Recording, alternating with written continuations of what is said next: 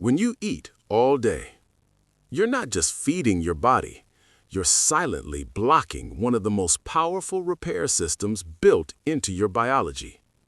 Right now, inside you, damaged cells are piling up, fat is being locked away, and your energy system is running on a loop that never resets. But the moment you stop eating, you flip a switch most modern humans have never touched. Imagine a warehouse where delivery trucks never stop arriving. Boxes pile up, workers are overwhelmed, emergency repairs get ignored, broken equipment sits in the corner getting worse. No one has time to fix anything. This isn't just a metaphor. This is your body constantly eating. Every meal, every snack, every sip of sugar keeps the system busy processing incoming fuel. Now, imagine what happens when you finally lock the doors. No more deliveries, no more incoming chaos. At first, it feels quiet. Then, something powerful happens. The cleanup crew finally comes out. They start sorting, repairing, removing waste that's been sitting there for days, even weeks. Today, we're going deep into the physiology of what happens when you compress your eating into one window, often called OMAD. We'll walk through the timeline and the real biological benefits step by step, so you can understand exactly why this might be one of the most powerful decisions you make for your body. Let's start the clock. Hours 0 to 4.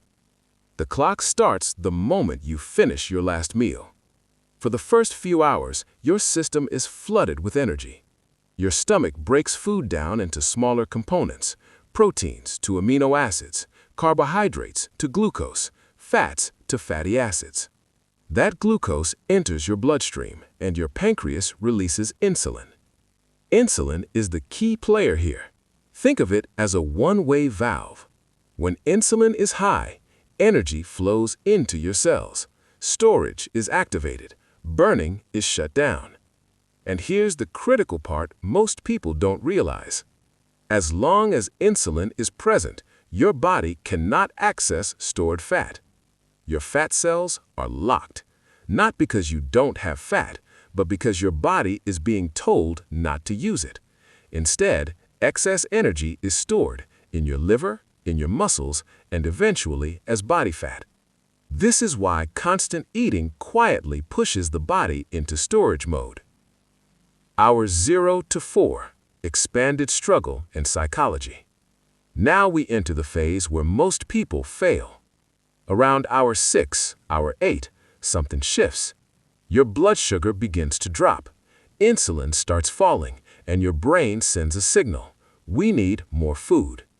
This signal is driven by ghrelin, your hunger hormone. You feel it physically. Your stomach tightens. Your focus drops. You become easily irritated. But here's what makes this stage dangerous. It feels like an emergency, but it isn't. This is not starvation. This is a dependency. Your body has been trained to expect constant fuel, so the moment that fuel slows down, it panics.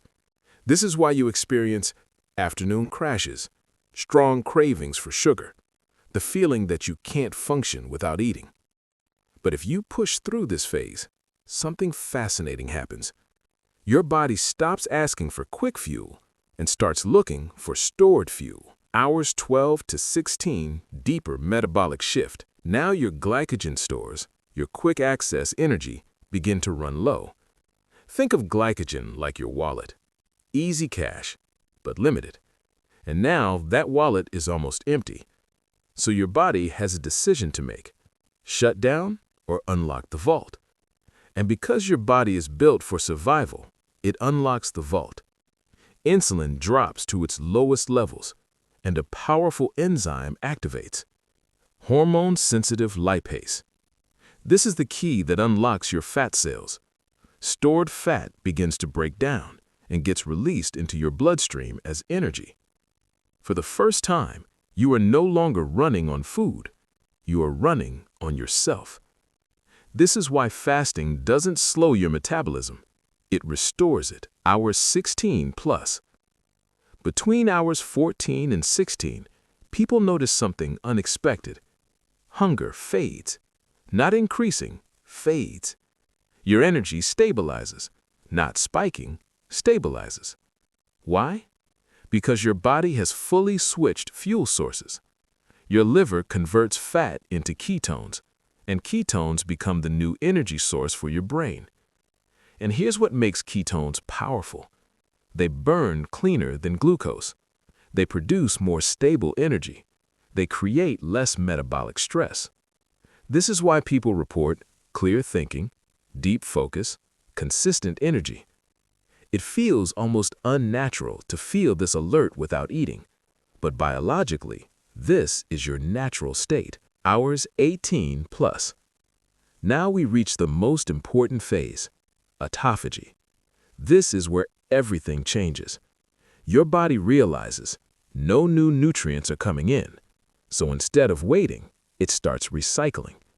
Cells begin scanning for damage, broken proteins, weak mitochondria, cellular debris, even invading pathogens. And then it breaks them down completely and rebuilds them into new functional parts. This is not just cleaning. This is renewal. This is why fasting is linked to better skin quality, reduced inflammation, slower cellular aging, because your body is finally removing what shouldn't be there. Hours 20 plus. Now comes the biggest myth. Fasting burns muscle. But here's what actually happens. As your fast deepens, your body releases human growth hormone in large amounts. This hormone does one thing extremely well. It protects lean tissue. It tells your body, use fat, preserve muscle. Because from a survival standpoint, muscle is valuable. Fat is storage. So your body burns what it can afford to lose, not what it needs to survive. Full benefit. When you repeat this cycle consistently, everything changes. Your metabolism becomes stable. Your energy becomes predictable. Your cravings disappear. Your digestion improves. Your inflammation drops. Your liver begins clearing stored fat. Your blood sugar stabilizes. Your insulin sensitivity improves. Your immune system regenerates. And over time, your body becomes efficient again, balanced again, and far more resilient. Hour 23. Now you reach your eating window. Your body is in a highly sensitive state, like a dry sponge ready to absorb everything. And this is where most people make the worst mistake. They break the fast with sugar, processed food, empty calories. This causes an aggressive insulin spike, and instantly fat burning stops, autophagy shuts down, energy crashes. You undo hours of internal work in minutes. How to eat. Instead, you build the meal with intention. Start with protein to rebuild tissue. Add healthy fats to maintain stable energy. Add vegetables to restore minerals and support recovery. This is not a reward, it's a reconstruction. Adaptation. If you jump straight into this, you will struggle. You may feel headaches, weakness, cravings. Not because something is wrong, but because your body hasn't developed the ability to burn fat efficiently.